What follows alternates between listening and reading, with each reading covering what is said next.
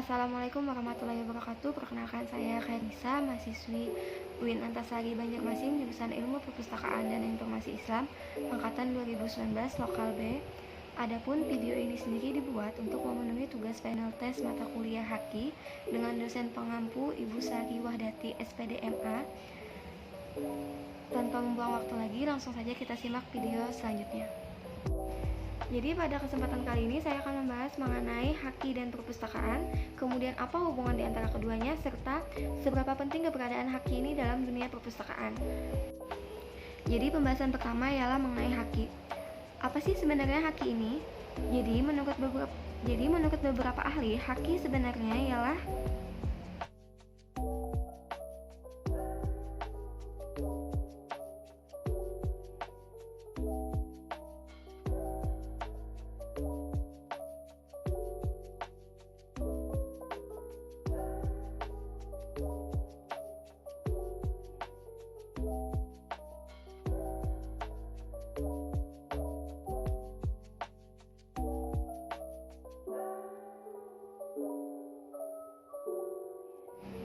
Maka berdasarkan apa yang telah dipaparkan sebelumnya, maka dapat kita simpulkan bahwasannya Haki atau yang dikenal juga dengan hak kekayaan intelektual merupakan hak yang diberikan atau dimiliki oleh individu atau kelompok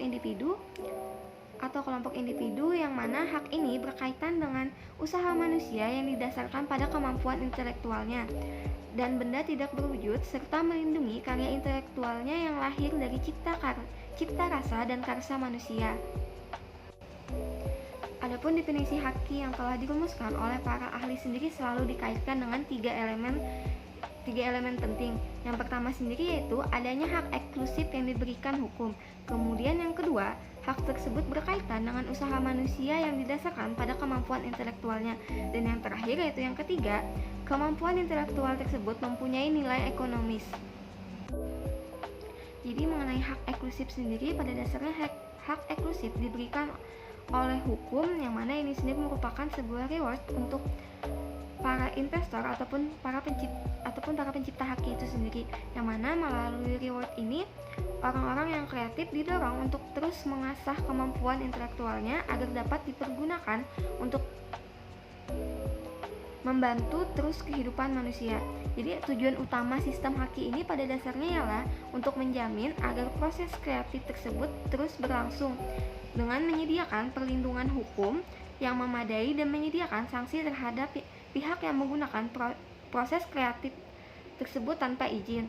Dalam perkembangan selanjutnya sendiri, Haki menjadi komoditi ekonomi yang sangat menjanjikan, terutama bagi sejumlah negara-negara maju yang menjadi produsen Haki ini. Kemudian mengenai sistem Haki sendiri, pada dasarnya sistem Haki sendiri merupakan hak yang privat. Disinilah ciri Haki itu sendiri, yaitu di mana seseorang bebas untuk mengajukan atau mendaftarkan karya intelektualnya atau tidak.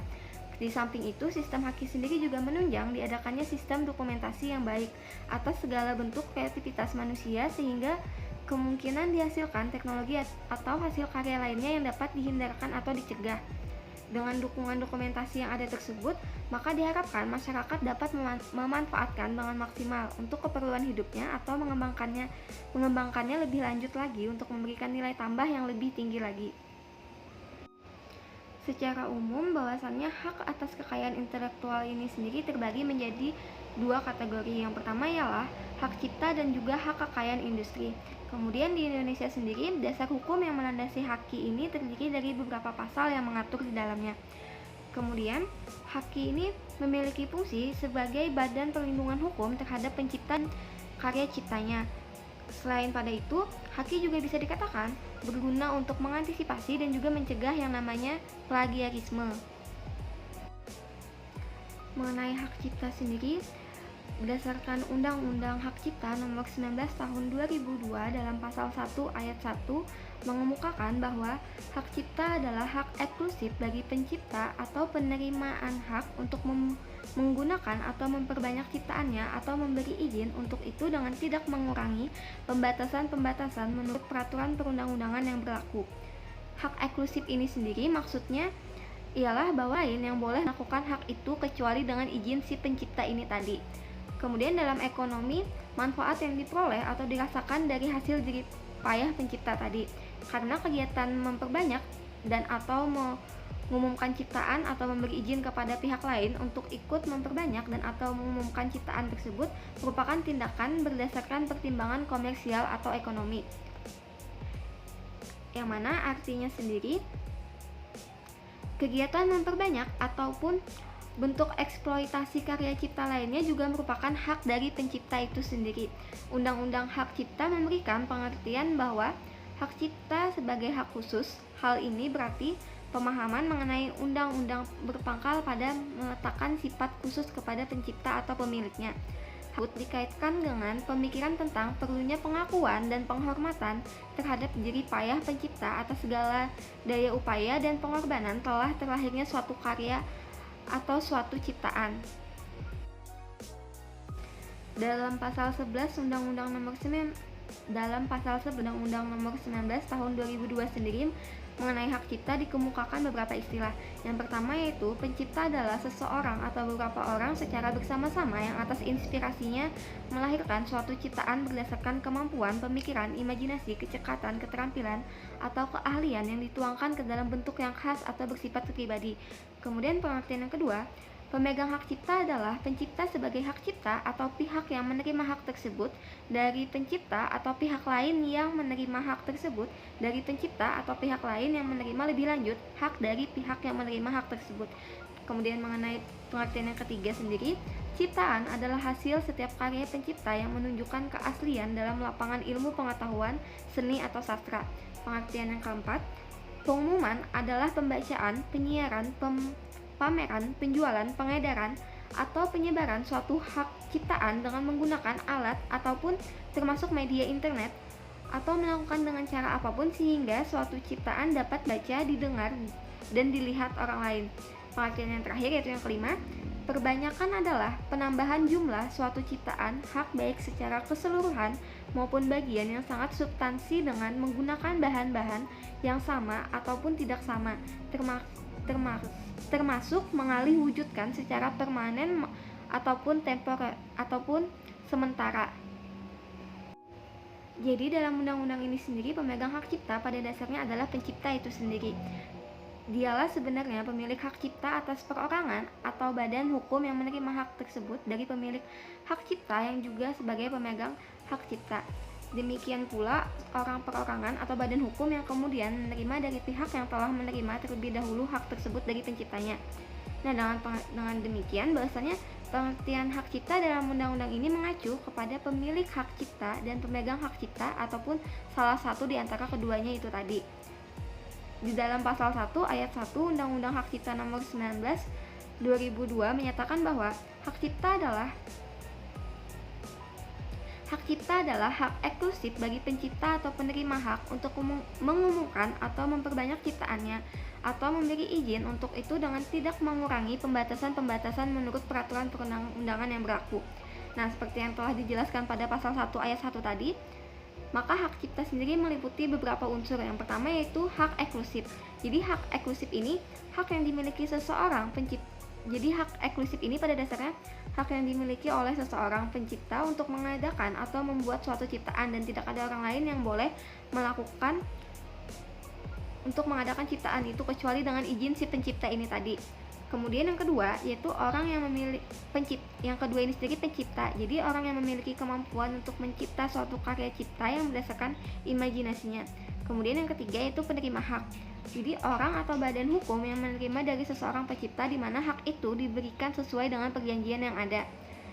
Yang keempat mengenai mengumumkan, jadi menyiarkan atau menyebarkan suatu ciptaan agar dapat didengar dan diketahui oleh orang lain. Yang kelima yaitu memperbanyak. Jadi menambah jumlah suatu ciptaan atau karya dalam bentuk yang sama. Yang keenam, ciptaan. Jadi bentuk atau hasil yang dibuat oleh seseorang pencipta di mana bentuk tersebut sudah menjadi suatu rancangan dalam bentuk yang khas. Yang terakhir yaitu yang ketujuh, memberi izin. Jadi maksudnya itu si pencipta dapat memberikan izin kepada orang lain atau penerbit untuk menerbitkan hasil dari ciptaannya. Apabila si pencipta telah memberikan izin untuk orang tersebut atau kepada penerbit tersebut, maka karya yang ada tersebut boleh diterbitkan asal atas izin dari si pencipta ini tadi. Dari apa yang telah dipaparkan sebelumnya, maka dapat kita katakan bahwasannya hak cipta adalah hak yang dimiliki oleh pencipta atau pemegang hak cipta untuk mengumumkan dan memperbanyak hasil ciptaannya tersebut. Dengan lahirnya hak cipta ini, maka seorang pencipta diharapkan untuk mendaftarkan hasil ciptaannya. Adapun alasan mengapa harus didaftarkan agar ciptaan yang ada tersebut dapat dilindungi oleh badan hukum yang berlaku. Dan kemudian kalau kita perhatikan dari pasal 1 ayat 1 Undang-Undang Nomor 19 Tahun 2002 tadi, maka fungsi hak cipta ini sendiri ialah untuk mengumumkan, memperbanyak, memberi izin untuk mengumumkan dan atau memperbanyak atas ciptaannya itu, dan juga memperjanjikan hak cipta itu dengan pihak lain, misalnya untuk menerbitkan karya ciptaannya tadi. Selanjutnya itu mengenai hubungan antara haki dan perpustakaan. Jadi hubungannya ini sendiri sebenarnya berada pada koleksi yang dimiliki oleh perpustakaan. Nah, menurut Undang-Undang Nomor 43 Tahun 2007, koleksi perpustakaan ini sendiri ialah semua informasi dalam bentuk karya tulis, karya cetak, dan atau karya rekam dalam berbagai media yang mempunyai nilai pendidikan yang dihimpun, diolah, dan dilayangkan. Yang mana dari segi fisik media sendiri, koleksi perpustakaan pada umumnya dibagi menjadi dua kategori, yaitu bahan tercetak dan non-cetak. Nah, bahan tercetak ini sendiri meliputi buku, majalah atau jurnal, koran, tesis, disertasi, dan bahan-bahan referensi yang meliputi seperti kamus, ensiklopedia, sumber biografi, sumber geografi, sumber bibliografi, majalah indeks dan abstrak, dan juga buku tahunan. Sedangkan bahan non-cetak sendiri meliputi online database, CD-ROM, bentuk mikrofilm, dan sebagainya. Karya-karya tersebut umumnya disebut sebagai karya tulis. Nah, jadi bahan-bahan yang dikoleksi oleh perpustakaan ini merupakan karya yang dilindungi oleh hukum positif Indonesia, khususnya hukum hak cipta dan konvensi internasional mengenai hak cipta. Jadi jika ditanya apa sebenarnya hubungan antara haki dan perpustakaan ini sendiri, bisa diketahui dari koleksi yang ada di perpustakaan itu. Artinya, karya atau ciptaan yang diciptakan oleh warga negara asing peserta konvensi akan mendapatkan perlindungan hukum yang sama dengan perlindungan yang diberikan oleh pencipta warga negara Indonesia. Nah, pada prinsipnya, kehadiran hukum hak cipta di negara manapun dimaksudkan untuk mencegah pihak lain di luar pencipta maupun pemegang hak cipta itu tadi untuk mengambil keuntungan karena kreativitas dari si pencipta ini.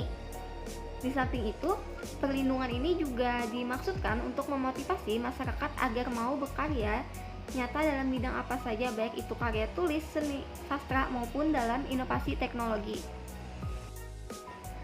Jadi, hak cipta sendiri berbeda bila kita bandingkan dengan undang-undang lain dalam hak kekayaan intelektual, yang mana dalam hak cipta sendiri mengenal adanya pembatasan dan pengecualian sebagaimana yang tertuang dalam pasal 14 sampai dengan 18. Nah, terkait dengan pada pasal 15 sendiri dijelaskan dengan syarat bahwa sumbernya disebutkan atau dicantumkan tidak dianggap sebagai pelanggaran hak cipta. Selanjutnya dalam butir E disebutkan perbanyakan suatu ciptaan selain program komputer secara terbatas dengan cara atau alat apapun atau proses yang serupa oleh perpustakaan umum,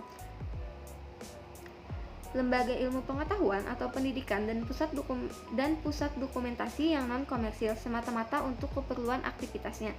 Jadi butir ini bermakna bahwa dengan syarat sumbernya disebutkan atau dicantumkan tidak dianggap sebagai sebuah pelanggaran terhadap hak cipta, termasuk perbanyakan yang dilakukan oleh perpustakaan yang mana semata-mata untuk keperluan aktivitasnya tersebut.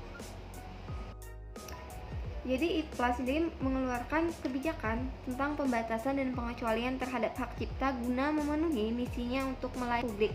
Pembatasan dan pengecualian tersebut yang pertama yaitu dalam hal pendidikan. Jadi perbanyakan boleh dilakukan oleh perpustakaan dan lembaga pendidikan untuk keperluan pengajaran di kelas ataupun pendidikan jarak jauh, asalkan tidak mengurangi hak-hak yang dimiliki oleh pencipta atau pemegang hak cipta tersebut. Kemudian yang kedua, untuk keperluan penelitian pribadi. Jadi menyalin karya Yang ada hak cipta diperbolehkan karena keperluan pribadi. Selanjutnya yang ketiga itu karya anak yatim. Jadi sebuah pengecualian diperlukan untuk menyelesaikan permasalahan terkait dengan karya anak-anak yatim yang tidak diketahui siapa pemiliknya dan di mana pemiliknya berada. Yang keempat, keperluan pinjam antar perpustakaan. Jadi perpustakaan diperbolehkan untuk berbagi sumber dengan perpustakaan lainnya sebab tidak mungkin sebuah perpustakaan mampu mengoleksi seluruh subjek yang dibutuhkan oleh pemustakanya. Kemudian yang kelima, ketentuan untuk orang cacat. Jadi sebuah perpustakaan seharusnya diperbolehkan untuk mengubah bahan perpustakaannya dalam bentuk atau format lain untuk kepentingan orang cacat. Yang keenam, tindakan keperluan teknologi yang menjaga penggunaannya secara sah. Kontrak versus pengecualian perundangan. Jadi kontrak ini seharusnya tidak diperbolehkan untuk menghilangkan pengecualian dan pembatasan. Yang kedelapan, jangka waktu perlindungan hak cipta. Nah, masa berlaku hak cipta sendiri ialah 50 tahun setelah kematian penciptanya sesuai dengan konvensi Bern dan tidak bisa ditambah lagi. Kemudian mengenai peran haki dalam perpustakaan sendiri, yang pertama ialah yang pasti yaitu untuk melindungi setiap karya-karya yang termuat dalam koleksi perpustakaan itu sendiri. Kemudian yang selanjutnya ialah sebagai perlindungan hukum kepada pencipta juga terhadap hasil karya cipta serta nilai ekonomis yang terkandung di dalamnya. Selain itu juga sebagai sebuah perlindungan akan aset berharga yang dipunya perorangan ataupun kelompok dalam bentuk hasil. Selanjutnya yaitu mengantisipasi adanya pelanggaran yang dilakukan oleh perpustakaan atas kekayaan intelektual yang dimilikinya. Mungkin itu saja yang dapat saya sampaikan. Salah hilapnya saya mohon maaf. Wassalamualaikum warahmatullahi wabarakatuh.